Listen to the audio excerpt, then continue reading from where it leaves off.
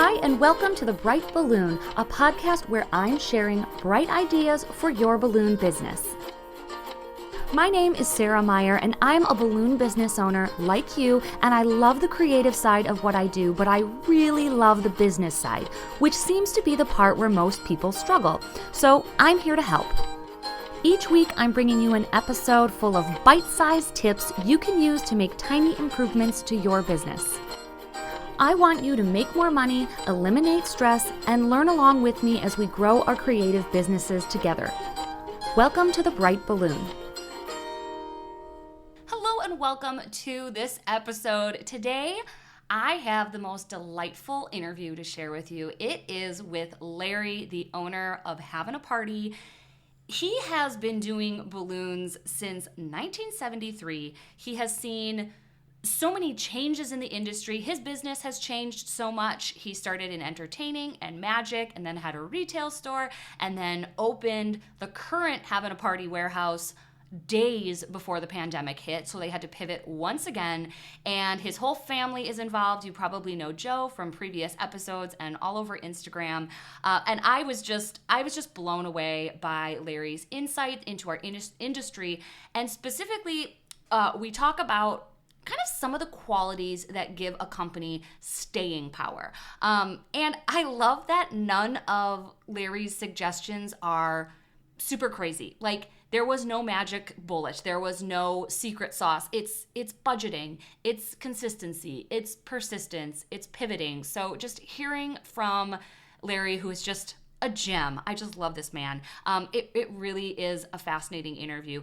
He even talks about like 9/11 and some of the storms that have come through New York, and just how you have to adapt and literally weather the storm in your business. And I am so used to comparing my business to last year or the year before. I have no concept of comparing my business to 15 years ago, 20 years ago. It was just such an interesting interview and not one that I have heard before. I think he shares so many awesome insights. So let's take a quick break, hear from a sponsor, and then get into this amazing interview. Are you just getting started with your balloon decor business? Hi, I'm Jeff at Asset Lab, and we are a small, fun marketing company that helps balloon decor businesses start and grow their revenue. If you're looking to generate leads, generate phone calls, generate contact form submissions, we can help you get people into your website, into your marketing, and actively engaging you for sales. Learn more about us at assetlab.us. Welcome to the podcast, Larry from Havin a Party Wholesale, the legend, finally on the show. The legend. Someone called me the GOAT. I thought that was funny. No, I just thank you so much for your support and being so encouraging and supportive of this podcast. And I think it's because you are so encouraging of the balloon industry and other balloon artists, which is, we're going to talk about your long career today. And then you're going to give some insights into how a company can have some real staying power, because you have been doing balloons since 73? 73. Just give us a rundown. How did you get started? How did you move into retail and distribution? Like, how did you get here? So in 73, I was 13. And so now you know how old I am. And I got really into doing magic, and I love that. And as doing magic, as a hobby, I started twisting balloons and started doing kids' parties. Believe it or not, at 14, somebody even called me to do a Sweet 16 at 14. and I said, I really can't because you're older than me, and it's going to be kind of weird doing your Sweet 16. But I went to college, and I majored in business, and because I liked the whole entertainment end of the business. And people, they have to realize that when you're a balloon decorator, you're really in the entertainment business. It's not. You're not. It's you're entertaining the illusion of when someone comes into a party. The decor work is more entertaining than anything else, as well as design. That's my view. Anyway, so I graduated college in business, and I worked in a wholesale company for a few years. I became the domestic buyer for the company, and because I knew the product so well. And from there, I decided to open up my own store because that's where my heading was. And I started doing retail, and we started selling balloons right away. When the first balloons first came out, it was an 18-inch mylar balloon, silver round on both sides, no self sealing. You had to actually learn how to heat seal a balloon. And God, I still can't heat seal a balloon. I feel like I have a 50% success rate when I heat seal. so, but there's tricks to that. And so I had to learn how to do that. Uh, so I was doing that, and then I started doing balloons. As a matter of fact, it's funny. We opened in '84, having a party, and it was just my wife and myself, no kids. And a woman comes in one day and she asked me to do a balloon arch for her, and I had no idea what the balloon arch was. And I had to run to my local balloon distributor and who I was friends with in his house, in his basement of his house. And I said, Joel, how do I make a balloon arch? And he looked at me while he was eating a hero sandwich, which is a hoagie, one of those long sub sandwiches. And he says to me, well, I think you just take a piece of ribbon and you tie it to a balloon. And I looked at him, I said, that's it? And he goes, yeah. And I was scared to do it. But anyway, I did it. It looked awful, but she loved it. And that was all helium at the It was time, all right? helium, only worked with helium. And I think I charged the 50 cents a balloon to do it. We did everything by the piece. So everything was like priced like 35 cents, 50 cents a latex balloon. By the way, a helium tank at the time, a large tea tank, it used to cost me like $15. That's insane. I have one arriving today. You know how much I'm paying? How much? $500. Wow. I know. Something in Wisconsin is weird, and helium has No, always New been York also. The prices are really high. I mean, we don't deal with it, but I hear stories. uh, And you're lucky to get it. I mean, I know, that's the thing. I took it because it was like it's probably the last tank I'll get all summer. so 35 cents a balloon, and the woman loved it, and she was a politician in New York, and from that we started getting a lot of work. And then we had the regular retail store, and we were selling paper goods, party supplies, and stuff. And so we had good days and we had bad days. And the good days we pulled in $200. The bad days we pulled in $14, $15. So it was like that type of thing. We did this for a long time, and as the years went on, we started selling costumes, and we got in the costume business, and we started booking out entertainment. The kids' parties, magicians, clowns, characters. And then we started doing DJ work ourselves, and my kids were growing, and we needed more of an income because, you have to feed your family, and you have to buy a house, and you have to do all this stuff. And in New York, it's expensive. Can I ask you a question about that? Because I've gotten this question before, but my daughter's really young, so I'm not sure. People are curious when appropriate ages are to like start getting your kids involved in your business. Like, would you say as young as possible? Do you think they should have another job first? Like, what's your preference? I always brought my kids to work with me from day one. I never gave them an allowance. They always worked. They Interesting. wanted, and I taught them and trained them that if they want something, they have to work for it. And to this day, now they're older, they have their own families. They still work with me. I can't get rid of them. But you start them young, and a lot of people come to me and they ask me. I mean, one time about 17 years ago, I broke my leg, and I was out of commission for about 2 months, and I couldn't come to work. And my sons ran the business for two Hmm. months, and when I came back to work, all our neighbors, all the merchants came in, and they were like, "I'm impressed by your kids." And they said, why is that? And they said, they just ran the business. They knew how to handle the customers, the money, the charge machines, everything. They took charge. I mean, they That's were in their awesome. late teens, and they want to know what the secret is. And basically, the secret is bring them in when they're young. I Hmm. mean, Joseph, he was 3 when he was working with me.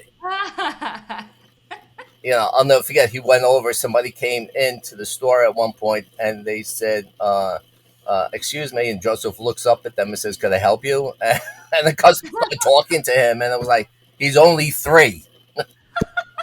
That's amazing. Yeah. So we, that's so we. I realized over the course of the years that you have some great months and you have some lousy months. The lousy months for me in New York used to be the summer was the Hmm. worst for me. And that was like the 80s, 90s, because a lot of people just exodus out of, and they went on vacations and school was out, the end of June, and they just like took off. So I felt that those 2 months I had to know how to budget myself. May, June were the best months. They still are. Hmm. So with those crazy months and the income and the money's coming in, I had to pace myself and I budgeted myself. So I was able to do it. September came around. We started getting a little more busier. Schools was in, and we were doing back to school and so forth. So, you know, the summer was over, and I was happy about that. So we that's when the income started coming back. October came in, Halloween. We were very busy between decor work, between parties, and especially costumes. So the money was good. November slowed down a little bit. Then December revved up. December was great between all the holidays. January was the worst again Hmm. because there was nothing going on. February came around back in the 80s. Valentine's Day was incredible, just Hmm. incredible. I mean, we would work for about 3 days straight, just inflating mylar balloons all over the place, and just had stacks up all over the place. I had a great idea, and I can tell everybody how to do this.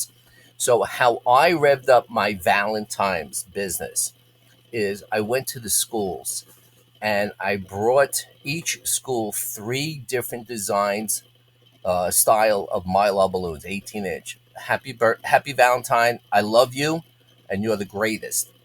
And I showed the GO or student activity person or the teacher, whoever's in charge, and said, "You want to make money for the school? Sell these balloons for Valentine's Day for the kids, and set up a table in the lobby and have maybe some of the students run it. So you can teach the students a little bit about business. At the same time, the schools can make money, and then you can make money." Yeah, that's amazing. So what I did was I told the schools, pricing is different now, but back then I charged the schools $1.50 a mylar, a foil balloon, 18-inch. I told the schools to charge about $3 so they can make $1.50. And they would give me the order 2 days before Valentine's Day. I would inflate the orders, the balloons up, deliver to the school that morning, and they distributed. Not only that we made money, the schools made money, but we gained all those students. And in New Yeah, York, you have big schools. I mean, it was like, 500 kids, 400 kids in the school, and your business cards are all over the place. that's amazing. So it's a great advertisement, and you can make money during Valentine's Day. Valentine's Day was a little strange, but if you knew how to handle it correctly, that's how we did it. Yeah. Oh, that's really smart. Yeah. Yeah, because I know people do the mall thing. They do like the kiosks, and like that's never been my style. So I've never sold a balloon for Valentine's Day. Isn't that crazy? In 5 years, I've But the never sold one. It's just schools are the way to not. go. I told all my friends, go after the schools. If you Hmm. want to make money, go after the schools. That's true because not even Valentine's, but like other things. So I hired a girl to clean my shop, and she happens to be a student council president at her high school. And she has paid for herself like 10 times over because I now have homecoming. I did prom. I do, kindest week or whatever. They have all these spirit weeks, and I'm in there all the time. So yeah, if you get in with a school, it really is incredible, and it's students spending school money. They don't care. Like, Exactly. I mean, they want what they want. and they're buying for their parents or whatever. So you not just have Valentine's Day, now you have Mother's Day to do the same. That's so funny. That's so smart. And then you have Father's Day. Father's Day, I don't know, but it's not the best, but still Father's Day does sell. And then you have graduation. And once you're Hmm. in with the schools and the schools start seeing you making money, they're going to constantly contact you. And then they're going to contact you to do their graduation, proms, all that stuff. That's so And the smart. schools are the way to go in business.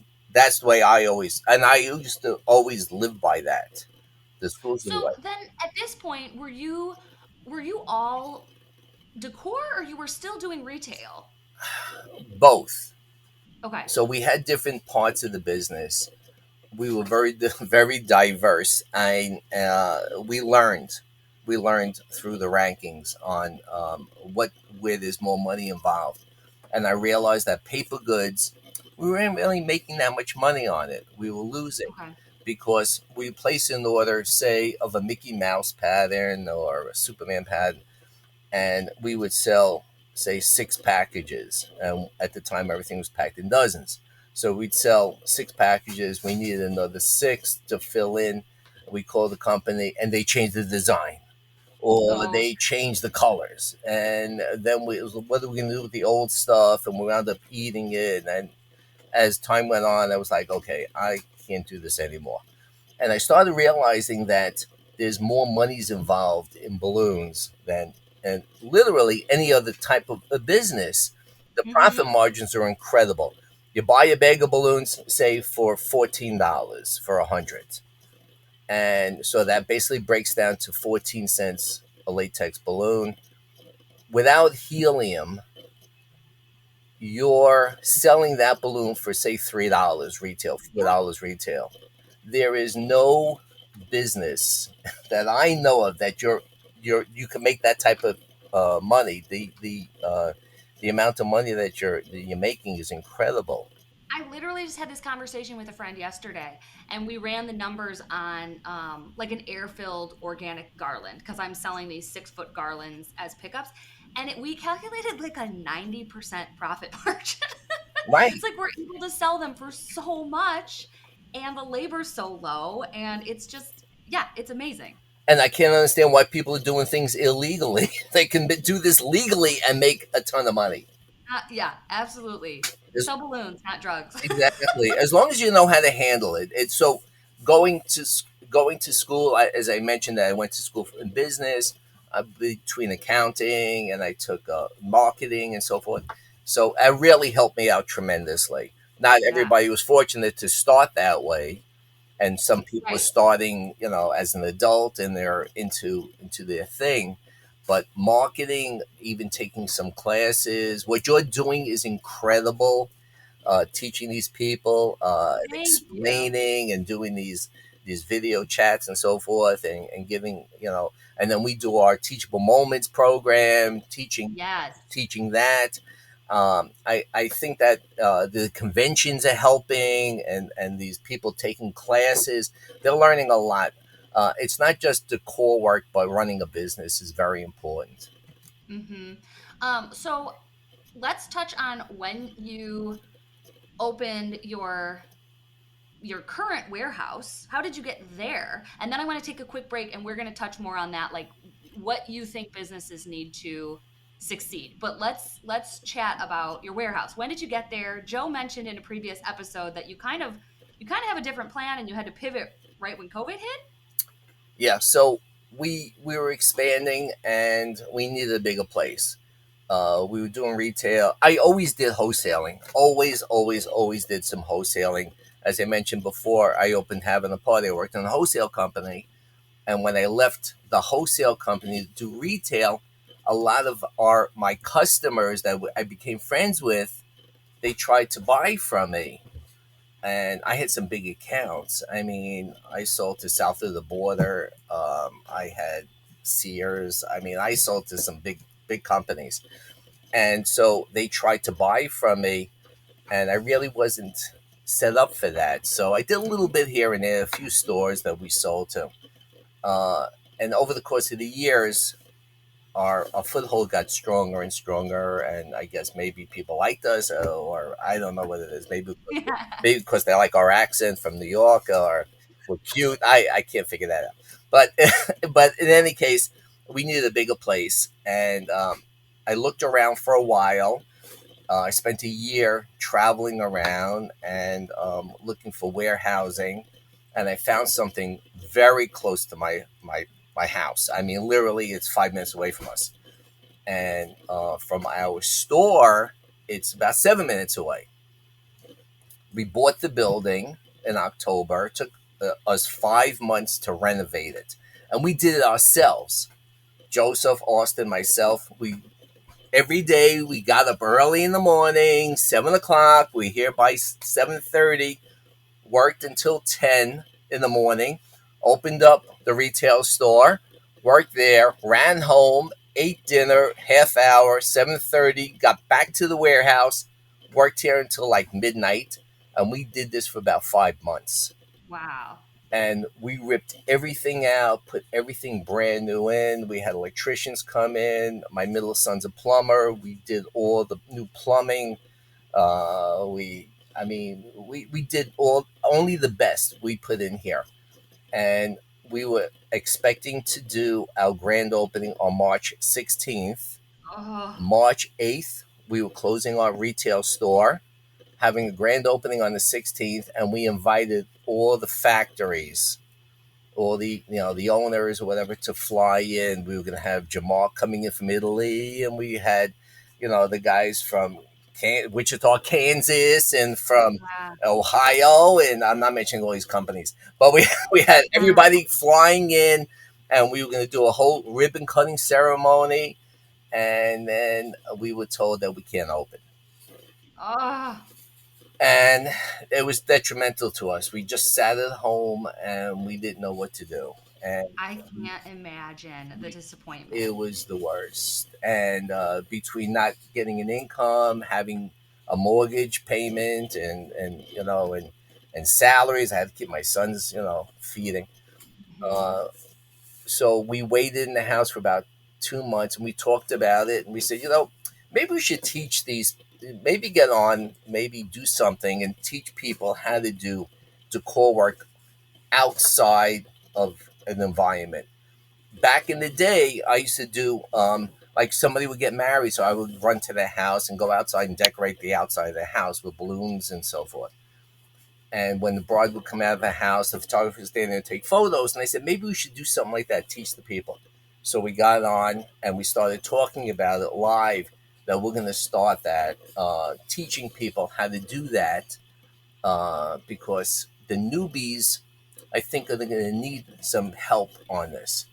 And before we knew it, it just took a life on its own. Teachable Moments took off. I mean, you were on it. I mean, we have all top rated people on it.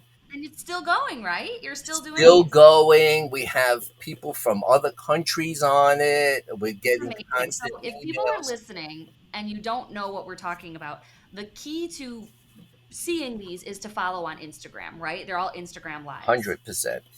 Yeah, absolutely. And it's all free. It's amazing. It's free. And we're basically trying to help the balloon industry learn the correct way of doing things, from their peers. I mean, it's not like everybody's so worried about competition. I mean, I think the balloon industry is one of the least selfish people around. I mean, they help each other out. They're always teaching each other.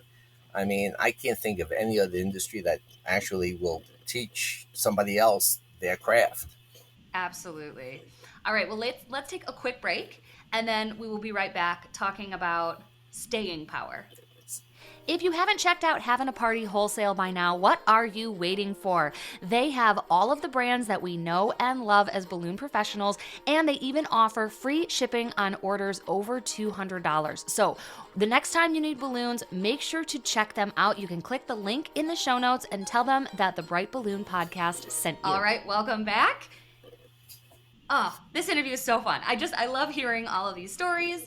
Um, but now I'm wondering, we just ended talking about how this industry is so generous and everyone loves helping each other, and you have been instrumental in educating, and you've also been around enough to see businesses come and go and change and pivot. And I would imagine 9/11 was a big event for, seeing. 9/11 was rough. Yeah, like balloon. I just hear from everyone that their phones just stopped ringing. And then again, this pandemic, you just talked about how you survived that too. Like, what what are some key things that you see that keep a business around? Because it can't just be they're really good at balloons. Like, there is way more to running a business than skill. You So what have to are have some a of the foresight. You have to running. Say, for instance, wherever there's tragedy, there's, I hate to say it, you can make a good income. I mean, when 9/11 came around, people were selling flags and they were doing red, white, and blue balloons and they were doing ribbons and they would, and people were still making money. I mean, it was a tragedy. It was awful. I mean, it was not too far from us Yeah, where it absolutely. happened. I mean, we smelled the fumes for like a month. Oh, The papers that from when the buildings came down, I have papers, bills, and people's paychecks in my in my home. We have them in oh books, my goodness. all burnt up and stuff. I mean, it's like we know I have some people that I know who actually unfortunately passed away during that time in the Yeah. buildings. So it was rough, but at the same time, and it was unified. Everybody got together, and it was a different type of feeling. I mean, you would walk outside people who normally wouldn't talk to you, say hello to them. There was no real celebrations, like birthdays really like slowed down big time because people aren't doing it. A lot of memorial stuff, but we were in the balloon industry and we sold red, white, and blue, and we had American flag balloons, and we were able to survive with that stuff. Hmm. I mean, we had Sandy. Sandy was rough too. Sandy was that Yeah. big storm that we had in New York and the East Coast, and people lost their homes, and it happened right before Halloween. It was like 3, 4 days before Halloween. Mm. That was rough, but we were able to figure out how to survive. I mean, those days didn't happen, but a few days afterwards, things softened up a little bit, and financially, we're able to handle it. I mean, again, you have to think out of the box. Yeah. Well, and you mentioned too, with again, with the idea of having foresight, like of knowing kind of what your good months are going to be, what your bad months are going to be, and kind of budgeting. I would imagine your labor, like your energy, budgeting for those times, but also your money, being able to survive kind of some of the low times. I think sometimes people hit the low times and kind of freak out because they're so new and get really frustrated and want to give up. But I think very few of us are looking at our career in balloons with a 30-year lens on it. We're comparing this year to last year, not this decade to last decade. So it's really interesting. You can't compare. I mean, my father taught me the envelope system on how to do budgeting, and literally, he would say to me, "Okay, this is what you do. You took like 10 envelopes, and you write on the envelopes your rent, your electricity, your gas, your insurance, your food, blah blah blah blah blah, and you broke your money down. And then you had extra money, and you made a big X on one envelope, and you do the envelope system. And every time you do a decorating job, say you make $1,000, you don't take the whole $1,000, put in your pocket, and run around and spend it. First, you take the envelope and you write down materials. So, say the decor work that you made 1,000 cost you say $100 in materials. You take that $100, put it back in the envelope, and put an extra 50 in there. Then you have labor. You're considered labor. So your salary is part of that labor as well as whoever else is working for you. And so you put that money into an envelope. Then you have gas, electric, your rent or your mortgage or whatever. and you separate everything. And by the end of when everything is being paid, taxes, it's in an envelope. It's funny because my accountant used to come to me at the end of each month and say, your taxes are high this year. And I went, this month. And I said, okay. I said, how much is it? And he told me. And I looked at him. I said, okay. And he said, well, you got to pay it. And I said, let me go get my envelope. It was easy. It Well, was that's so there. interesting because I totally do this, but I have it with bank accounts. So I have four different bank accounts. It's like called the profit first method that someone taught me, and it's the same thing. It's like immediately 50% goes into my pay, 30% goes into materials, the taxes, all this stuff. But the thing that I think you would probably agree with is like if that 30% for your running your business isn't covering it, you got to figure it out. It's not like you just dip in and take it out of somewhere else, like your taxes or whatever. It's like you got to be crafty. You have to be innovative and you have to figure out how to make it work. Because, like, anyone can run a business when you're not trying to make money. Like, when you're just sitting Exactly. 100%, like, that's not hard. I had a woman who came into us once. She just started out doing balloon decor. And she said, I just booked out my first balloon decor job and I'm so excited. And I said, great. And she said, I have to build this arch and blah, blah, blah. And I went, okay, great. And she said, so this is what I need to build. And she showed me a drawing. And I looked at her and I said, what'd you charge? And she said, $50.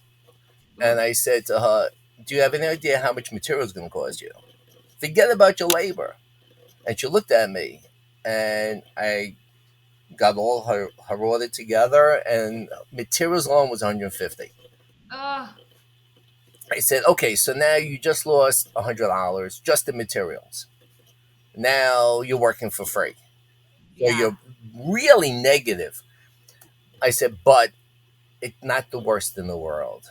You just learned not a bad lesson. You learned a lesson.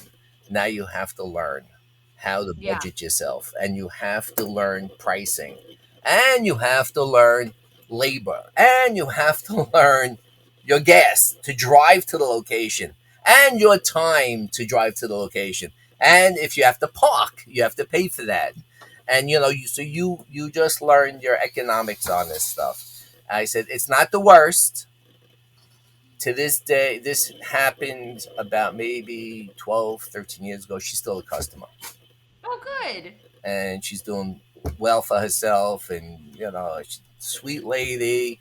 And I still remind her, you remember that $50 that you did that decorating job? Yeah, yeah, yeah. That's so funny. That's amazing. So, Well, let's wrap this up. This is you're just a delight. I could just talk to you all day. Honestly, I mean, I think there's not many people in the industry who have been like around on your scale for that long, right? Like, is that safe to say? not as some people.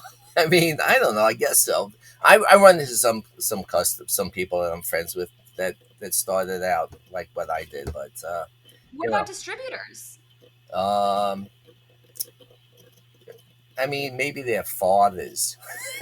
I'm talking to some of these guys, Legend. You're the legend. That's and they're right. telling me, my father's still doing this, and I was like, really? Yeah, he doesn't want to change, and we're trying to, and it was like, yeah, it's all right. But you know what it is. The key is, it's every day. It's a learning experience. Where we personally, as a family, we're always, unfortunately, we're always talking about business, regardless wherever we are. We're very close. My sons, so that's why I feel it's very, when people say, nah, it's only business, it's nothing personal. That's not true. It is personal. Your business is personal. You take it home with you. You live it. Yeah. I mean, you're in a restaurant. You run into a customer, so you're personal, but then there's business. I mean, so we always felt that way. My sons and I constantly talk about business, constantly discuss it. Well, and it seems like you all really like it. Like it We seems love like this you all really business. enjoy what you do. There's always new stuff. We're personally always looking for new. Everything always constantly has, you know, uh, I look at some of the old products that we used to carry, and I was like, wow, I can't believe we used this. I even have in my office old Mylar balloons from the 70s and 80s hanging up in frames. And people come in, wow, I never saw ET or Ghostbusters, or I have the Beatles Yellow Submarine on my office. Oh, it's awesome. So I mean, but we're constantly looking for innovative things. There's always new things, new techniques. I'm very impressed with the organic stuff. I mean, I'm still in shock about this whole organic deal. You know, back in the day, when we used to do balloon arches and columns, everything had to be exact sized and everything. And we didn't use machines. We did everything by eye. Hmm. And so we didn't have the sizing machines. They never even existed. And we didn't have the box with the holes in it. We didn't have any of that. We just did everything by eye and built everything, and everything was precise. And we would see somebody who would say, look at this. Doesn't it look lousy? And they would show me like an organic arch because some of the balloons, they fizzled out. And I was like, I'll never do stuff like this. Disgusting. Now everyone's doing it. So, I mean, Yeah. who knows? Who knows what's next? Yeah, I know. Isn't it funny to think of like what could be next? I'm excited to see who's gonna come up with the Who's new going to big come trend. up with the next thing? I mean, I They'll still definitely see be on everybody. YouTube. I mean, I still run into all the old time top decorators. I'm always seeing them. Yeah. They visit. A lot of them when they come, when they're in New York or whatever, they come visit us or whatever. We always buy them pizza because they like New York pizza, and you know. But I love this. I love the whole thing about this business. The colors, the double stuffing, which we never even thought about doing that back in the day. Um, the techniques that the people are tying and doing with 260s and double stuff. I mean, who would think that you would take a 260 and tie it to a balloon? We would only use 260s to twist. Yeah. Who would think that? I mean, I would never think that. I mean, I need white 260s, which you can't even find. They're so hard to get. And it was like, what are you doing with it? Oh, we're just tying balloons to it. And I was like, what? Yeah, right. But it is what it is. I know. Well, thank you so much. This has been wonderful. I have a feeling we'll have you back on maybe because Sarah, we you're love you. We love you. You're oh, just like thanks. the sweetest. I love your voice. I want to steal it. And People are always like, I listen to your podcast when I need to fall asleep. And I'm like, thank yeah, such a great voice. So anyway, thank you you. so much for having us on. Thank you so much for everything. I mean, Thank the you. podcast is incredible. We listen to it constantly while we're in the office or while we're shipping. I mean, listening to everything, and we just love it. So thanks also for your insight on things and getting people on. Well, I appreciate it. Thank you so much. Have a great one. Thanks for joining me in this week's episode. As usual, I tried to keep it bright and light in a few minutes or less. If you wish there were more episodes, you are in luck. You can join us in our Patreon group for our monthly book club. I record weekly episodes guiding you through a different self-development book each month. For as little as $3 a month, you can join more than 50 other balloon business owners in our private group. Click the link in the show notes to join us. So many of you have reached out and told me how the podcast has changed your business, and I love hearing those stories. But you might be ready to take things to the next level. If that's you, you should check out the laser-focused solopreneur course where I walk you through more than 2 hours of video content showing exactly how I run my business as a solopreneur. I run a 6-figure balloon business, I work a full-time job, I have a toddler, and I produce this podcast weekly. And it's not because I'm more efficient than anybody else, it's just because I apply this laser-focused framework to every decision that I make.